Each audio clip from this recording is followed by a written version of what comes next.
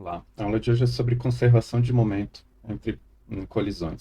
A gente vai estudar colisões de partículas e ver como a lei de conservação do momento ajuda a resolver as colisões. Ela não resolve sozinha, a gente precisa de algumas condições adicionais, mas ela é essencial para obter os resultados finais. Tá? Então, de onde vem a conservação de momento? A conservação de momento é consequência direta da terceira lei de Newton, que diz que num sistema de duas partículas em interação, a ação é igual à reação, né, em mesmo módulo e sentido oposto. Matematicamente, posso escrever assim: a ação como sendo a força que um objeto A no par AB recebe do objeto B é igual a menos a força que B recebe pela interação com A.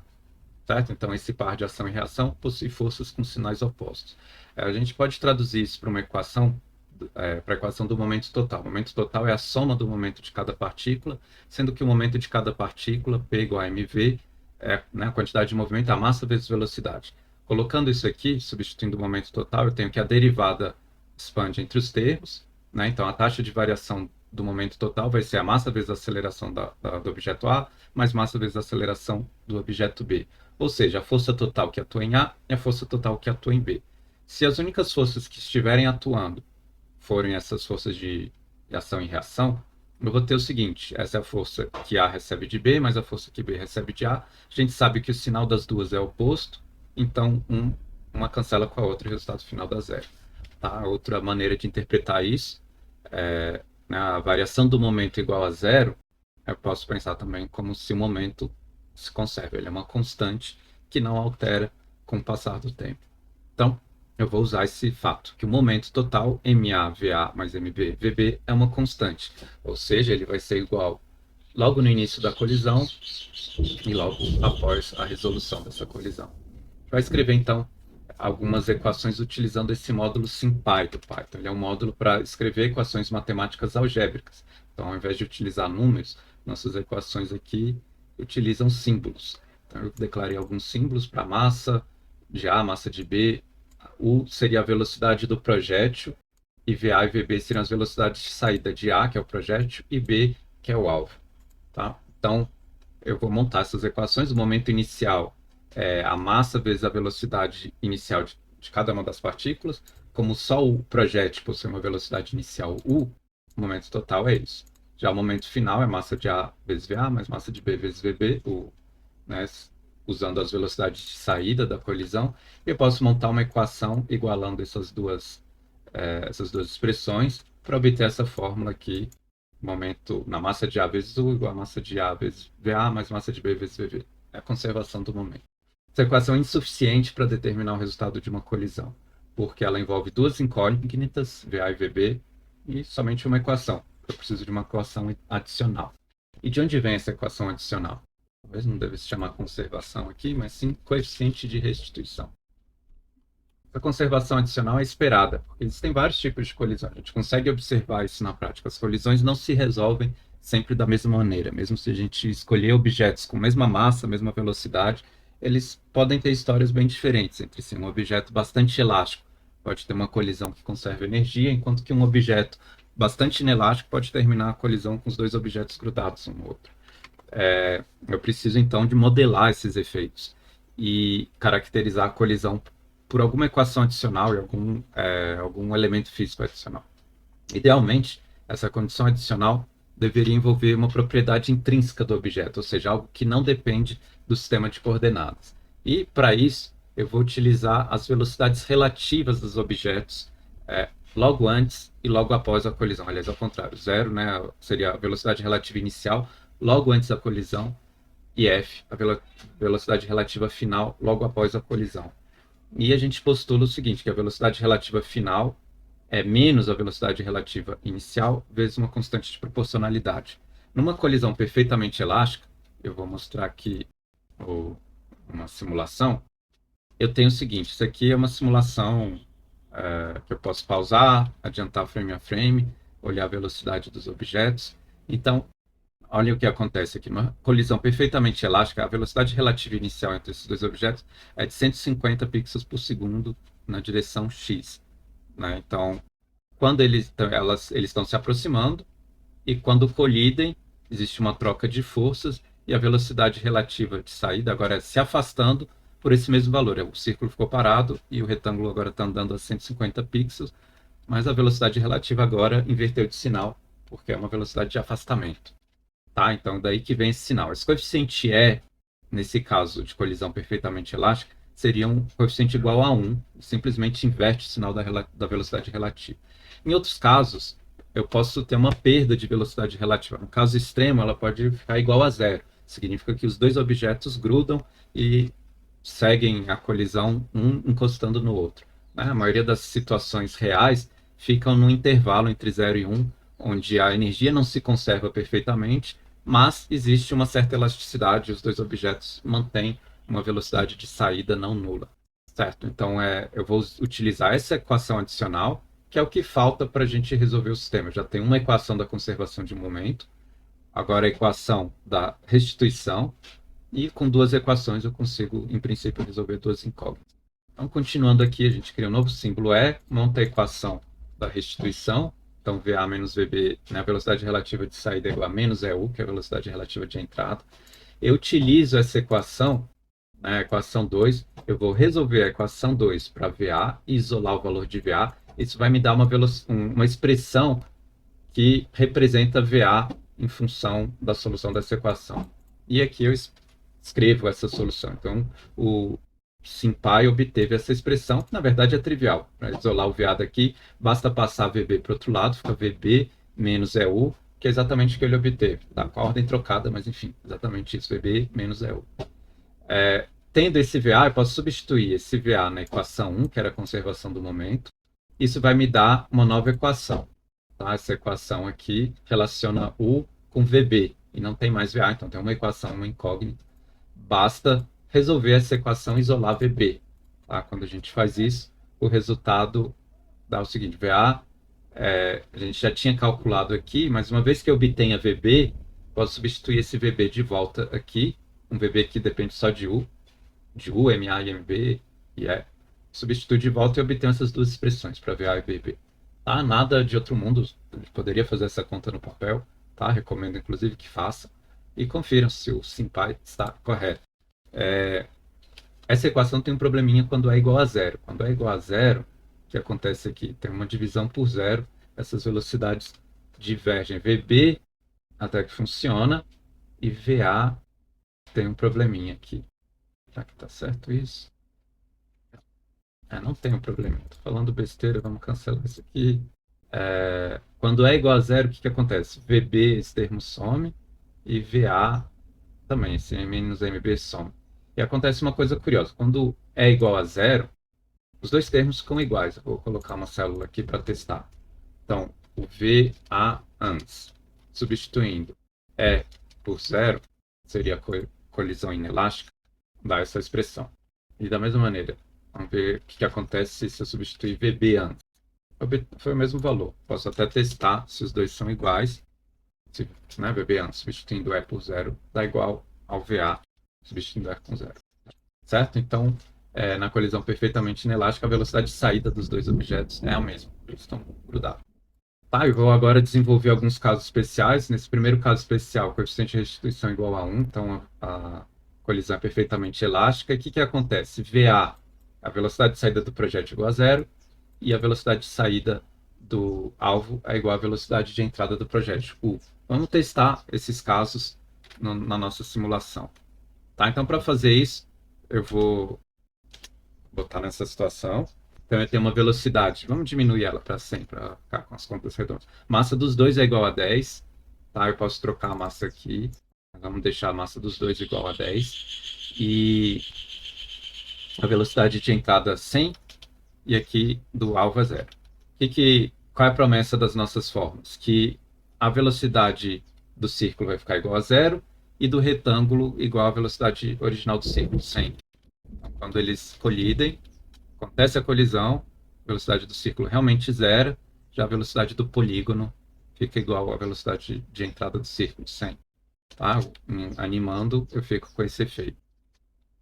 Então, legal, funcionou no PyMon. PyMon que está obedecendo a física. Próximo caso.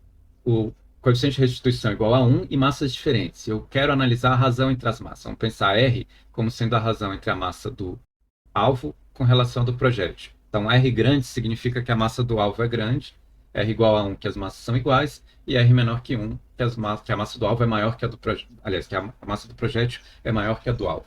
Vamos só verificar por uma questão de consistência o que acontece quando R igual a 1, as massas iguais. Esse termo zero, então VA igual a zero, como antes. E esse termo aqui vai ficar 2 dividido por 1 mais 1, que é 2, 2 por 2 dá 1. A VB fica igual a 1. Então, é consistente com o caso anterior. Mas também está falando o seguinte, se a massa do alvo, desculpa, a massa do projétil, que é VA, for menor que a do alvo, né, então R menor que 1, o que vai acontecer aqui? Isso aqui está estranho.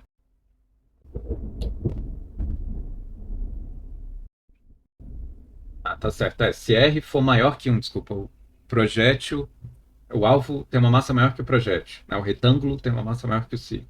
O que vai acontecer aqui? Um R maior que 1, eu vou ter um VA negativo, certo? Porque R é maior que 1, então esse valor aqui fica negativo, e VB positivo. E a gente pode substituir isso aqui e verificar. Então, vamos colocar a massa do polígono maior que a do círculo. Vou colocar uma massa 20, o dobro. Do círculo é 10. Olha lá em cima na massa. 10 e 20. Então eu espero, isso é intuitivo. Se o círculo é mais leve, ele vai refletir mais fortemente, então ele vai ganhar uma velocidade negativa para a esquerda, enquanto que o polígono continua no seu trajeto. Aqui eles colidiram e agora o círculo ganhou uma velocidade negativa para a esquerda, enquanto que o polígono... Tá, e agora vai acontecer o contrário. Se eu pensar que esse é o alvo e esse é o projeto. Vamos zerar essa velocidade aqui. Será que dá para fazer isso? Dá para zerar, dá para deixar ela pequenininha. Agora com alvo com uma massa maior que o projétil. O que vai acontecer, segundo as nossas equações? Se R for menor que 1, então o alvo, agora o meu alvo é o polígono. Ou eu faço, não, vou deixar as coisas, vou zerar essa velocidade aqui. E vamos colocar uma velocidade próxima de 100 possível. Agora eu vou inverter, falar que o círculo, que é meu alvo, tem massa maior que o projétil, aliás, que o círculo, que é meu projétil, tem uma massa maior que o alvo. Desculpa. Então vamos colocar a massa dele 10 e a do círculo 20.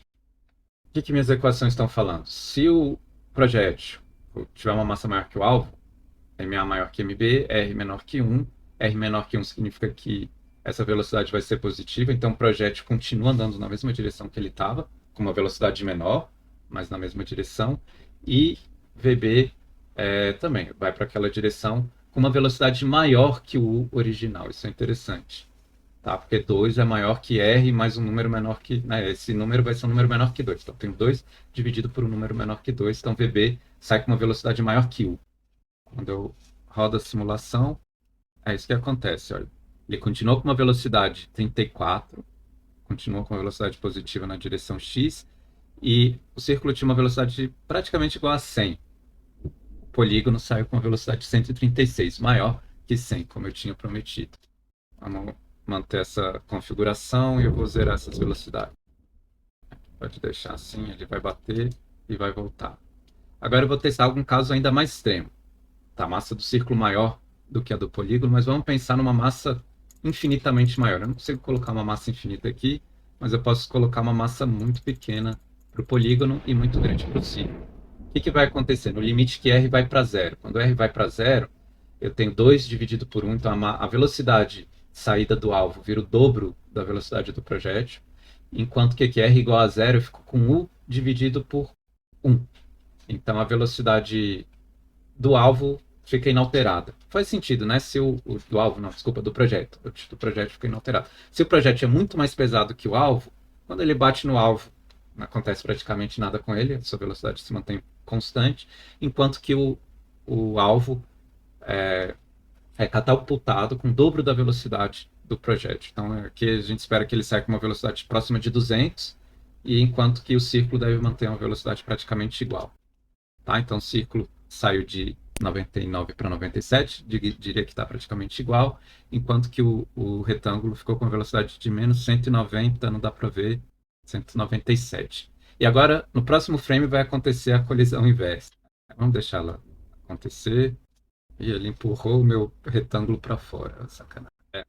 Tá, vamos analisar agora a situação inversa, onde R vai para infinito.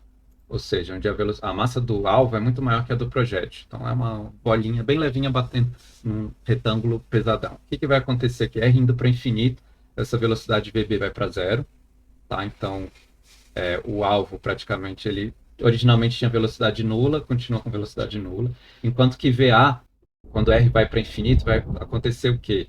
O que vai dominar esse termo aqui, 1 menos R dividido por 1 mais R, vão ser os R's. O mais 1, nos dois casos, fica irrelevante. Eu vou ter menos R dividido por R, que dá menos 1. Então, no limite para R indo para infinito, a velocidade do alvo inverte.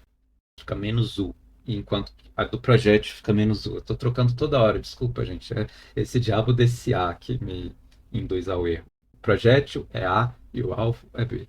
Então, voltando aqui, né, a velocidade do projétil inverte no limite de R indo para infinito. Eu vou testar isso, colocar esse polígono com a maior massa possível e o círculo com a menor massa possível. Tá? Simulando, vamos ver o que acontece. Ele estava com a velocidade de 150 para a direita, voltou com menos 147, praticamente inverteu. Lembra que só vai inverter perfeitamente no limite indo para infinito. 100 para 1 não é infinito. É só uma razão grande. Enquanto que aqui a velocidade não zerou, ela está com uma velocidade igual a 3, não zero, porque, de novo, a razão das massas não é infinita. Tá? Mas é o que tende a acontecer com um objeto estático. E vamos ver aqui alguns outros casos.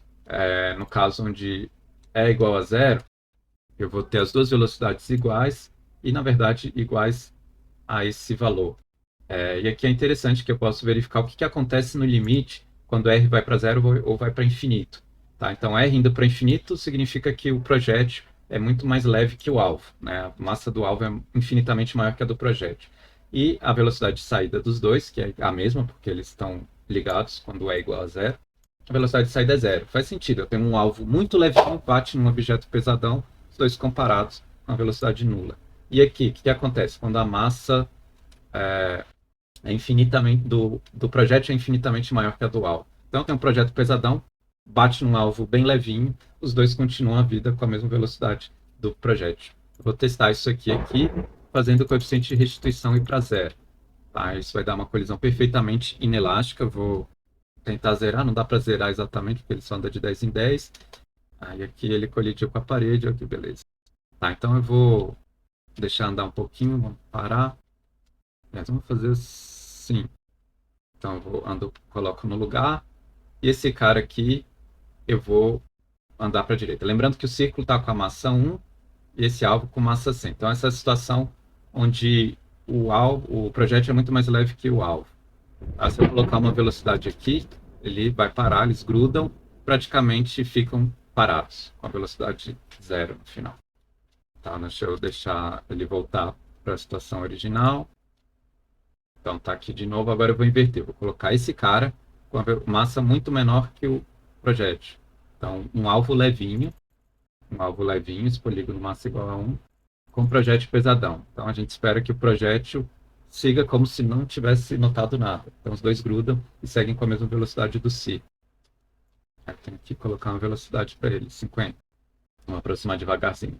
Ele chega, bate, resolve a colisão e os dois seguem com uma velocidade igual, 50. Na verdade não deve ser exatamente igual a 50, mas arredondando deu isso. Tá? E no limite onde a razão das massas vai para infinito, seria exatamente igual a 50. Então é isso, pessoal. Essa foi a aula sobre colisões. Essa foi a teoria principal. Existem vários elementos que eu não vou cobrir de maneira teórica. Tá? A gente vai estudar de forma prática. Então, por exemplo, um deles é o seguinte: o que acontece quando a colisão não é linear, ou não é unidimensional, como esses exemplos que eu coloquei aqui. Aqui eu tenho colisões unidimensionais. Muito fácil de resolver. Vamos colocar esse cara parado, esse aqui. E se acontecer isso? Eu tenho uma colisão agora, se essa bolinha bater nesse... Vou deixar assim. Vamos ver o que acontece com colisões que acontecem na borda, por exemplo. Aqui eu tenho uma colisão que não é unidimensional. Ela bate no meu objeto e a resolução é bem mais complicada do que antes. Tá? Notem o seguinte, durante a colisão... Deixa eu ver aqui, bater no canto, zerou. Vamos colocar esse círculo para bater um desses retângulos. Tá, então ele está se aproximando, chegando perto do frame a frame. Quando ocorre a colisão, a normal não está mais orientada com relação ao retângulo, e eu tenho um vetor normal, uma direção diferente da velocidade relativa. Então, tem uma velocidade relativa na direção horizontal e o vetor normal aqui nessa direção. E o vetor normal é o que determina a direção da força, né, da força que vai ser aplicada. Então, nesse caso aqui, o que acontece? Tinha um movimento horizontal, devido à colisão, eu vou ter um movimento, eu vou ganhar velocidade na direção Y. Tá normal, tá mudando ao longo de vários frames, e obteve esse resultado. Vou colocar uma coeficiente de restituição 100 para ver o que acontece. Posso reorientar a minha bolinha. Quando ela bate aqui, de novo, dá para ver que ele cria componentes né, em direções diferentes. Então, devagarzinho aqui ele vai bater. Pá. Ele criou uma componente nessa direção e ela vai ganhar velocidade nessa direção. Vamos rodar de novo. Outro aspecto importante tem a ver com atrito. Então, vamos fazer essa colisão andar para cá. Está chegando. E aqui eu vou mudar a velocidade da bolinha. Vou colocar uma velocidade diagonal. O que vai acontecer? Sem atrito, eu tenho a colisão. Sem atrito, eu só tenho transferência de força na direção da normal. Então, esse retângulo, desculpa, não tem nenhuma alteração de velocidade na direção tangencial. No caso aqui, a direção Y. Tá? Então, ele só muda de velocidade em X. Tá? E agora vai mudar em Y também, porque a gente teve uma normal na diagonal. Eu posso colocar atrito. O atrito muda essa história. Porque com atrito, vamos fazer essa colisão de novo.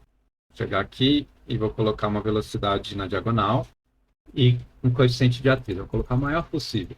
O atrito produz uma força tangencial. Então, ele bate aqui e transfere velocidade na direção tangencial. Então, ele vai ganhar velocidade normal e tangencial. Então, ele bate e ganha uma velocidade para baixo também. Aí as coisas da dinâmica mudam. Resolver todas essas situações não é simples. Tá? Então, sorte que o PyMonkey já resolve tudo isso para a gente, porque eu tenho que generalizar aquelas fórmulas que a gente obteve. São fórmulas bastante simples para várias situações. Né? Primeiro, para lidar com várias dimensões. Depois, para lidar com atrito, que não é algo trivial de fazer. E, finalmente, essa é a última parte que eu não considerei ainda, para lidar com movimentos de rotação. Por enquanto, eu coloquei um momento de inércia infinito para todos esses objetos. E, no meu caso, eu coloquei infinito igual a 100 no PyMonkey. Mas se eu diminuir para qualquer valor diferente de 100, os objetos ganham um momento de inércia e eles podem realizar rotações. Tá? Então, eu vou colocar momento de inércia em todo mundo, inclusive na bolinha, e agora eles podem girar.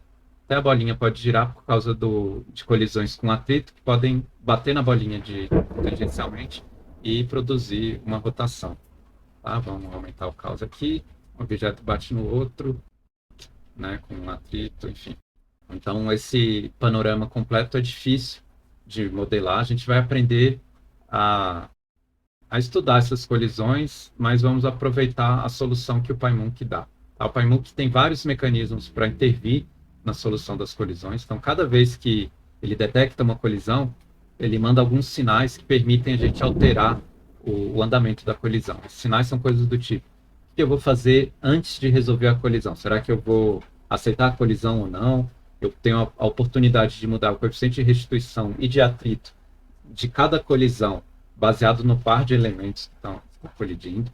Tá? Isso pode ser útil, por exemplo, em situações onde eu quero, né, analisar o resultado da colisão de um projétil com um personagem. Pensa num joguinho como Angry Birds.